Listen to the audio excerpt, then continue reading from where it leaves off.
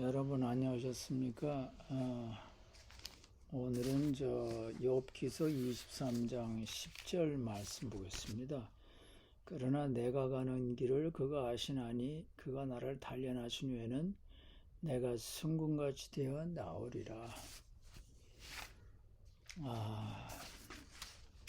설교 제목은 사는 것이 힘드십니까? 니체의 한국의 최고 권위자인 박창국 씨가 지은 사는 게 힘드냐고 니체가 물었다. 이 책을 보면은 내 인생은 왜 이렇게 힘들까 이렇게 생각하는 사람들에게 니체가 말하기를 상처받는 것을 두려워하면 행복해질 수가 없다라고 했습니다. 삶의 의미를 어디서 차지할까 고민하는 우리에게 니체는 인간의 삶이라는 것은 필연적으로 고통스러운 것이기에 피할 수 없다고 외쳤습니다. 행복이란 아무 근심 걱정도 없는 상태가 아니라 자신 앞에 주어진 어려움과 시련을 헤쳐나갈 때 자신이 더 강해지고 성숙되었다는 느낌을 받는 것이라고 말을 했습니다. 진정한 의미에서 행복한 인간은 고통이나 어려움을 흔쾌히 받아들이며 그런 삶 자체를 사랑하는 사람이다. 니체는 시련을 극복해 나가는 자기 자신을 존경하라고 외쳤습니다. 그리고 이런 마음을 가지고 사는 사람은 그 자체로 아름답고 고귀하다고 말했습니다. 해밍웨이의 노인과 바다 이 소설은 퓰리처상과 노벨 문학상을 수상한 유명한 고전 문학입니다. 이 소설의 줄거리는 이렇습니다. 멕시코 만류에서 홀로 고기잡이하는 노인 산티아고와 같은 마을에 사는 소년 아놀린을 따라 그의 일손을 돕곤 했지만은 멕시코 만류에서 홀로 고기잡이하는 노인 산티아고와 같은 마을의 4년 소년 아놀린이 이 노인의 일손을 돕곤 했지만 84일째 아무것도 잡지 못했습니다. 게다가 노인의 운이 다했다며 허락하지 않는 부모님 때문에 아놀린은 산티아고와 함께하지 못했습니다. 결국 산티아고는 혼자서 고기잡이하러 먼 바다로 나왔고 노인의 배보다 훨씬 더 큰 청새치 한 마리가 산티아고의 낚시바늘에 걸리자 이틀 밤낮 3일간 물고기와 사투를 벌입니다. 낚싯줄 때문에 산티아고는 손에 상처가 나고 마실 물조차 다 떨어지는 상황에도 죽을 힘을 다해 싸운 결과 청새치를 잡고 맙니다. 그러나 산티아고의 기쁨이 끝나기도 전에 배전에 묶어놓은 물고기의 피냄새를 맡은 상어떼가 산티아고의 배를 계속해서 쫓아옵니다. 힘들게 잡은 기회였고 3일 내내 노력한 끝에 얻은 것을 상어떼들에게 빼앗길 수는 없습니다. 죽을 힘을 다해 상어를 팹니다. 몽둥이가 없어서 마지막 상어는 노로 후드려 패다가 부러져서 날카로워진 부분으로 찔러 죽입니다. 대단한 노인이네. 상어가 나오면 보통 자신이 살아봐야 하기 때문에 청새치는 포기하고 일단 자기 목숨을 먼저 생각해야 되는데 상어떼들과도 싸운 노인입니다. 이 소설을 통하여 배우는 점은 84일째 아무것도 잡지 못하는 산티아고의 불행을 주변 어부들이 비웃어도 흔들리지 않는 산티아고의 멘탈과 큰 고기를 잡아서 3일간 사투하는 정신과 또 다른 시련 즉 상어떼들이 달려드는 상황에서도 끝내 포기하지 않고 싸우는 산티아고의 투쟁 정신은 본받을 만합니다. 이 노인이 한 유명한 말이 인간은 패배하도록 창조된 것이 아니야. 인간은 파멸당할 수는 있을지 몰라도 피할 수는 없어. 또 정세치와 싸우면서 노인은 말합니다. 인간은 얼마나 역경을 잘 이겨낼 수 있는지를 저놈에게 보여주고 말겠어. 정세치를 잡는 모든 과정이 너무나 힘들었습니다. 젊었을 때에는 팔씨름에서 자신을 상대할 사람이 없었던 그였기에 정세치에게 더더욱 지지 않도록 노력했던 것 같습니다. 니체는 말하기를 대다수의 사람들은 가혹한 운명 앞에서 좌절하지만 운명은 우리를 쓰러뜨리려고 하지만 사람이 가혹한 운명이 가혹한 사람이 가혹한 운명과 투쟁하는 가운데서 자신을 고양시키고 강화시킬 수 있다는 것입니다.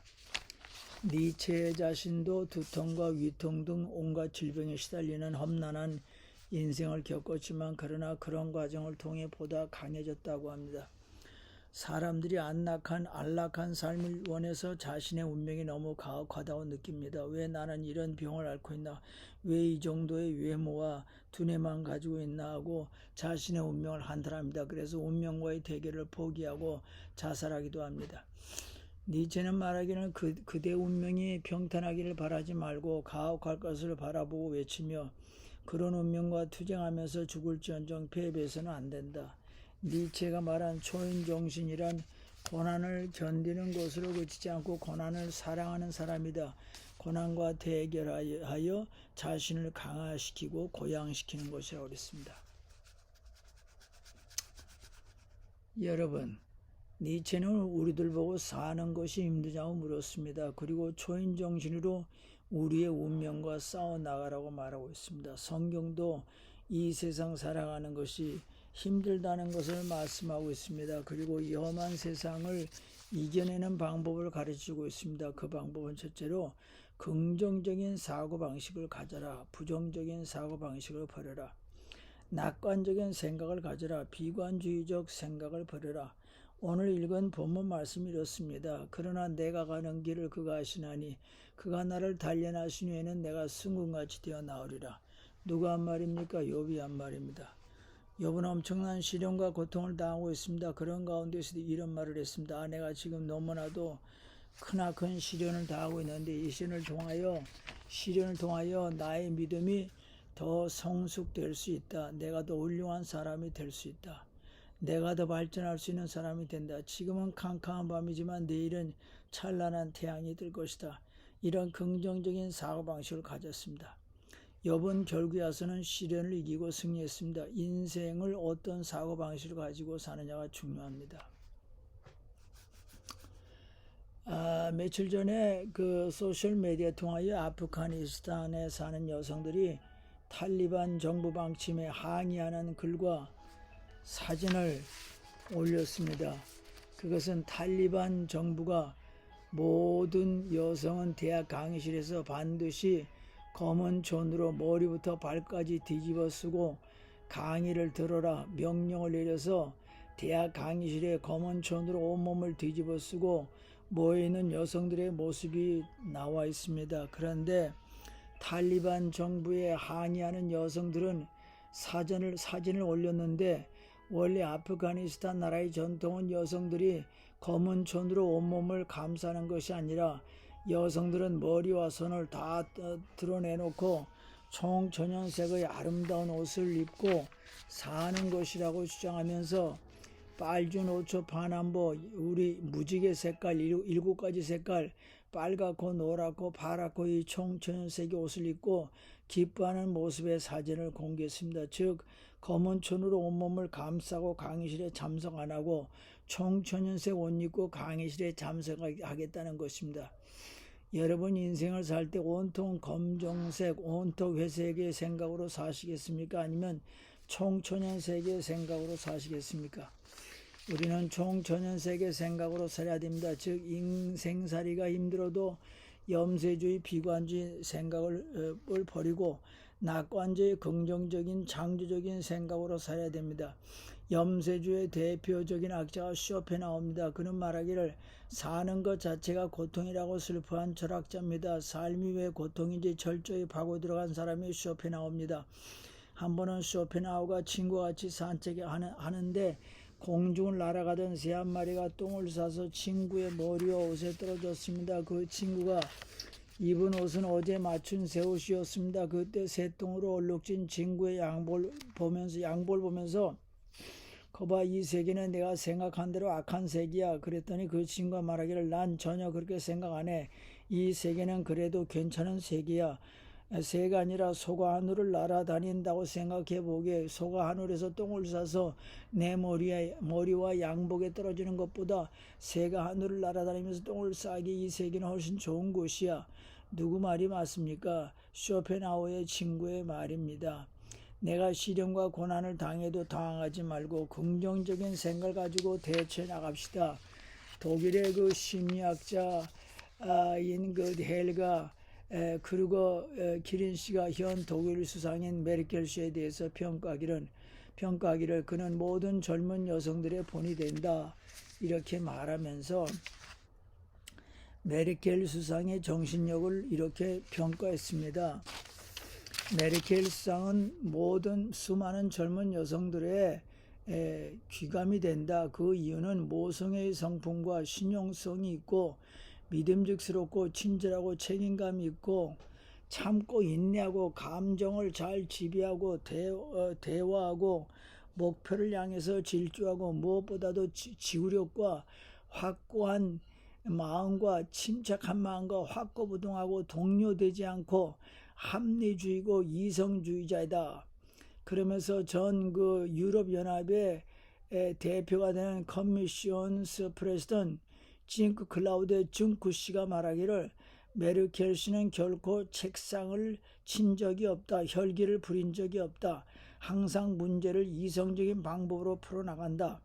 메르켈 씨가 2015년도에 피난민이 유럽으로 몰려올 때 한 유명한 말이 우리는 할 수 있다 그겁니다. 중고 씨가 메르켈 수상에게 그리스 나라가 경제적으로 아주 어려운 것은 그 당시 그리스 사회가 여러 면에서 부정이 많았다. 그렇다고 해서 모든 그리스도인이 부정부패한 사람이라는 건 아니다. 그래서 자신이 메르켈 씨에게 그리스도를 유럽연합에서 제명하자고 제안했을 때 메르켈 씨는 깊이 생각한 끝에 그리스를 제명 안 하고 도와주기로 결정하고 그 일에 독일이 앞장섰습니다.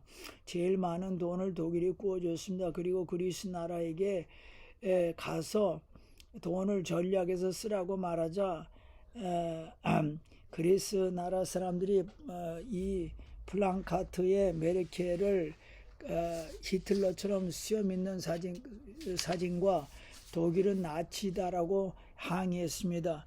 또 독일 국민도 왜 그런 게으른 나라에 우리 독일이 도와줘야 하냐고 강하게 압력을 가했지만 메르켈 씨는 침착하게 그리고 담대하게 실천해 나갔습니다. 메르켈 씨는 유럽연합을 위해서 좋은 일을 많이 했던 사람이라고 평가했습니다. 여러분, 위기는 기회입니다. 어려울 때 주저하지 말고 그 위기 속에서 살아나가려고 우리가 창조적인 정신을 가지고 노력하고 애쓰고 방법을 찾고 전심을 다하면 새로운 아이디어가 떠오르고 방법이 생겨서 새로운 기술과 살 길이 열려서 더 발전하는 것입니다. 두 번째로 하나님을 믿고 하나님을 의지하는 것입니다. 욥은 하나님을 끝까지 믿었습니다. 욥은 시련을 당하기 전부터 하나님을 믿은 사람이었고 시련 당하고 나서도 하나님을 계속해서 믿은 사람입니다. 이 하나님에 대한 믿음이 끝내는 그로 하여금 시련을 극복하고 승리하는 삶으로 만들어 주었습니다. 성경은 말씀하시기를 하나님께서 최초로 만드신 인간 아담 하와에게는 시련이 없었습니다. 그들은 에덴 동산에서 행복하게 살았습니다. 그런데 그들에게 어느 날 큰 고난과 시련이 다가왔습니다. 그것은 에덴 동산에서 쫓겨나게 되었습니다. 에덴 동산에서 쫓겨난 이후부터 그들은 엄청난 시련과 고난을 겪기 시작을 했습니다. 그 이유가 뭡니까? 바로 죄 때문입니다. 하나님 말씀을 거역한 죄 때문입니다. 죄의 값은 사망입니다. 그래서 모든 사람들은 이 세상에 살면서 죄의 무거운 짐을 짊어지고 살기에 마음의 평안이 없고 근심 걱정 불안 속에서 삽니다. 이게 다 시련, 이게 고난입니다. 그런데 이 죄의 문제를 해결하기 위하여 예수님이 이 세상에 오셨습니다. 이 세상에 오신 예수님께서 뭐라고 말씀했습니까? 수고하고 무거운 짐진 자들아 다 내게로 오라 내가 너희를 쉬게 하리라. 이 세상에서 시련과 고난 환난을 당한 사람들은 괴로워하지 말고 다 나에게로 오라. 그러면 내가 너희들에게 안식과 평안과 힘을 주어서 시련을 이기고 살아갈 용기와 힘을 주겠다는 것입니다. 그래서 인생의 큰 시련 속에서 절망 속에서 살아왔던 수많은 사람들이 예수님 믿고 예수님이 주시는 은혜와 힘을 받아서 시련을 극복하고 즐겁고 행복하게 살아갔던 것입니다. 예를 들면 사마리아 여인도 사케오도 12년간 피를 쏟았던 여인도 38년간 중환자였던 그 환자도 모두 예수님을 만나서 예수님이 주시는 힘을 받고 살아났습니다. 이 세상의 구원자는 예수님밖에 없습니다. 나의 구원자는 예수님입니다. 온 세상에 우리를 구원할 분은 예수 그리스도입니다. 십자가 지시고 부활하신 예수님을 믿어야 죄를 이기고 환난을 이기고 시련을 이길 수가 있습니다. 요한복음 16장 33절 너희가 세상에서 환난을 당하라 담대하라 내가 세상을 이기었노라. 아멘. 여러분 요한 1서 5장 4절 5절 뭐라 하나님께로부터 난 자마다 세상을 이기리나 세상을 이기느니라. 세상을 이기는 성령이 이것이 우리의 믿음이니라. 예수님께서 하나님의 아들이심을 믿는 자가 아니면 세상을 이기는 자가 누구냐? 아멘. 세상을 이기는 것이 뭐예요? 예수님에 대한 믿음입니다. 세 번째로 시련과 환난을 이기기 위하여 말씀으로 무자하고 열심히 기도해야만 됩니다. 이 세상 살아가려면 메디테이션을 하라고 명상을 하라고 많은 사람들이 말합니다. 불신자들도 말합니다. 명상을 통하여 많은 삶의 용기를 얻는다는 것입니다. 그러나 우리 기독교인들에게는 명상이 말씀 보고 기도하고 말씀 묵상하고 기도하는 것입니다. 말씀 보고 기도하면 시련을 극복할 수 있는 힘이 생깁니다. 욥이 큰 시련을 당하면서도 이런 고백을 할 수 있었던 것은 즉 욥기서 23장 10절 그러나 내가 가는 길을 그가 하시나니 그가 나를 단련하신 후에는 내가 승군같이 나오리라. 이렇게 고백할 수 있던 것은 하나님 말씀과 기도 통해서 깨달은 진리입니다. 욥은 축복받았을 때나 큰 시련에 있을 때도 하나님 말씀을 가장 소중히 여기서 하나님 말씀대로 살았습니다. 여러분 욥기서 23장 11절 12절 내 발이 그의 걸음을 바로 따랐으며 내가 그의 길을 지켜 치우치지 아니하였고 내가 그의 입술의 명령을 어기지 아니하고 정한 음식보다 그의 입의 말씀을 귀히 여겼더라. 욥은 크나큰 시련을 당하면서도 하나님의 뜻을 지켰고 하나님 말씀을 음식보다도 그 어떤 것보다도 더 소중히 여겼습니다. 사람이 아주 어려움을 당하면 하나님 뜻이고 뭐고 생각 안 합니다. 하나님을 원망합니다. 뿐만 아니라 어려운 시련 당할 때 하나님께 기도도 안 합니다. 그런데 이 욥은 어려울 때 하나님 말씀을 소중히 여겼고 하나님 뜻대로 살려고 했었고 또 하나님께 열심히 기도했습니다. 욥기서 16장 20절 21절 나의 친구는 나를 조롱하고 내 눈은 하나님을 향하여 눈물을 흘리니 사람과 하나님 사이와 이웃 사이에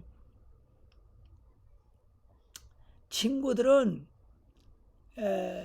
나의 친구는 나를 조롱하고 내 눈은 하나님을 향하여 눈물을 흘리니 친구들은 욥을 미워하고 무시하고 욕하고 조롱하고 비방할 때 욥은 그들을 미워하고 그들과 싸운 것이 아니라 눈물을 흘리면서 하나님께 간절히 기도했습니다. 또한 욥기서 41장 42장을 보면은 하나님과 대화하는 장면이 많이 나옵니다. 이 모습을 보면서 욥이 평소에 하나님께 기도를 많이 했던 사람입니다. 그가 시련 가운데서 열심히 하나님 말씀 보고 하나님 뜻대로 살고 열심히 하나님께 기도해서 하나님이 그의 소원을 들어주어서 종전보다도 2배나 더 많은 축복을 받았습니다. 성경을 보면 어려움을 당한 많은 사람들이 예수 앞에 나와서 자기 소원을 아뢰었습니다. 주여 저의 눈을 뜨게 해주세요. 내가 예수님 옷자락만 만져도 피 흘리는 병을 고침받을 수 있다. 중풍병자인 친구들이 예수님 앞에 데리고 가면 예수님이 이 친구를 고쳐주신다. 친구들이 믿고 중풍병자를 예수님 앞에 데리고 와서 그 믿음대로 고침받았습니다. 중환병에 걸린 내 아인이 다시 건강해지도록 내가 예수님 앞에 나가서 내 아인을 고쳐달라고 하자. 내 죽은 딸을 고쳐달라고 예수님 앞에 나가서 간구하자. 이런 식으로 예수님 앞에 나온 사람들을 예수님은 불쌍히 여기시고 병 고쳐주었습니다. 우리가 당하는 시련과 고난에 묻혀서 괴로워하지 말고 그것을 예수님 앞에 가지고 나와서 고백합시다. 에레미야서 2장 29장에 보면 너희가 전심으로 나를 찾고 찾으면 나를 만나리라. 구하라 그럼 주실 것이요 찾으라 그럼 찾을 것이요 문을 두드리라 그러면 열릴 것이니라. 아멘.